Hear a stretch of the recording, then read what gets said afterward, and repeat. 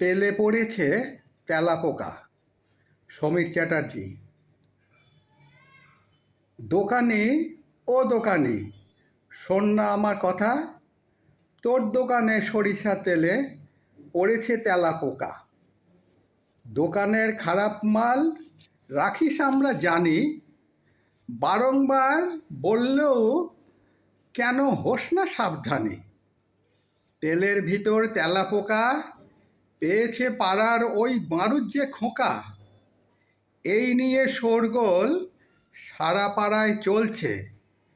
দোকানে বসে দোকানি তার কান দুটি মুলছে।